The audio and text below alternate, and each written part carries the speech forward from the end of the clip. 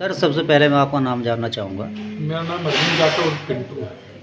Sir, जैसे कि नगर निकाय चुनाव जो नज़दीक आ रहा है, आपका भी नाम काफ़ी चर्चाओं में चल रहा है, तो उस बारे में हम आपसे जानकारी करेंगे कि ऐसा क्या माजरा है कि लोगों की ज़ुबान पर आपका ही नाम छा रहा है?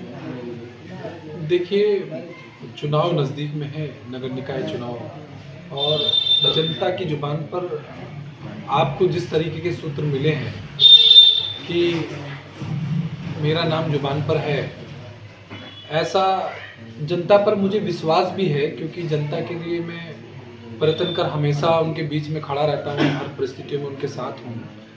तो न जाने यही कारण उनकी ज़ुबान पर मेरा नाम हो, और बाकी मेरा उद्देश्य भी यही है कि जनता के बीच में राजनीति करते हुए मैं जनता के बीच में हमेशा खड़ा रहूं, अड़िग होकर उनकी समस्याओं को सुनता रहूं, उनकी समस्याओं का निस्तारण करता रहूं। तो जनता के बीच कहीं दूरी बिल्कुल भी बनाने की मनसा भी मेरी है नहीं, और कहीं दूर तक भी ऐसा मेरी इच्छाओं में नहीं है, मेरी मनसा नहीं है कि मैं जनता के बगैर मैं रह भी नहीं सकता हूँ, क्योंकि राजनीति भी मेरी एक आदत है। और तो सर, आपने राजनीति में कौन से सन में एंट्री मारी थी? जैसा कि मैं राजनीति में 2005 में आया था, और उस समय मेरठ महानगर के अध्यक्ष हुआ करते थे परमात्मा सन कंसल जी। तो उसके बाद में धीरे धीरे राजनीति में लगा रहा, चुप से, परिवार से बड़े चुपके से, क्योंकि राजनीति में कोई परिवार में था भी नहीं, पृष्ठभूमि है नहीं राजनीति की, तो अलाउड भी नहीं था घर से। और पढ़ाई की शिक्षा की ओर और मॉडलिंग मेरा उद्देश्य था, तो उसी की ओर में थोड़ा सा स्ट्रगलिंग मेरी चल रही थी। लेकिन उसके साथ साथ में जनता के साथ भी जुड़ा रहता था, ये भी बिल्कुल सत्य है। और बहुत ही बाल अवस्था में था मैं, और समाज में रहता हूँ, तो इसलिए मुझे कुछ सीखने के लिए वहाँ से राजनीति गुण मिलते रहे। फिर बाकी सूरज मलिक हैं, मेरे गुरु हैं, वही मुझे पार्टी में लेकर आए हैं, और पार्टी को जो है दिखाया है, पार्टी के बारे में जितनी भी जानकारी प्राप्त की है और जितनी भी मैं कर रहा हूँ, मुख्य जोड़ने वाले वही मेरे गुरु हैं, जिन्होंने मुझे भारतीय जनता पार्टी। सर, जैसे कि लोग जो है चर्चा में रहता है, लोगों की जुबान पर रहता है कि राजनीति एक गंदा कीचड़।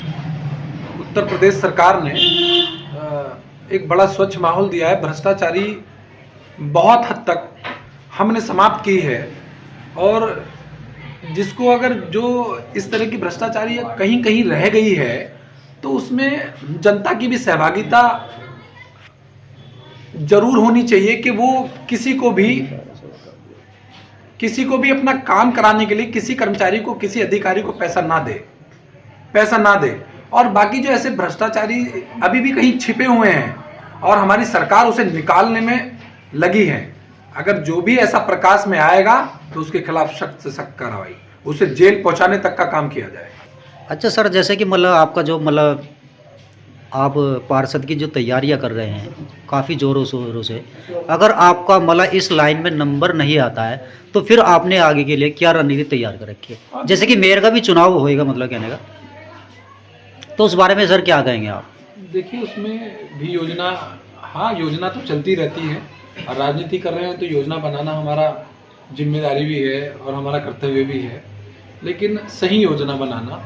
देखिए, मेरी योजना यही है कि अगर यहाँ से नहीं हो पाता है कुछ, ठीक है, जैसा भी निर्णय संगठन करेगा वो मुझे सर्वमान्य है, लेकिन इसके बाद ये तो निश्चित है कि मैं निश्चित मेयर के लिए आवेदन करूंगा, उस पर भी संगठन का निर्णय को सर्वमान्य मानूंगा और हमेशा मानता रहूंगा। लेकिन मैं पूरी ताकत से, पूरी मजबूती से संगठन से प्रार्थना करूंगा कि अगर मैं इस योग्य हूं या इस योग्य आप समझें, तो मुझ पर विश्वास करने का एक प्रयास करें।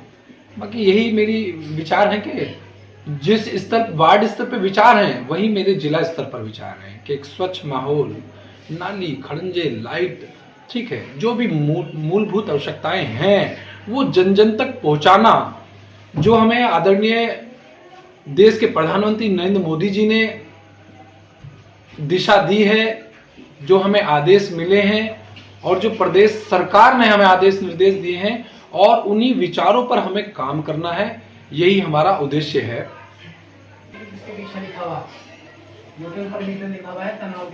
और आपके चैनल का भी मैं बहुत बहुत धन्यवाद करता हूं। आपने मुझे ऐसा अवसर दिया, बहुत बहुत हृदय की गहराई से आपका हार्दिक धन्यवाद।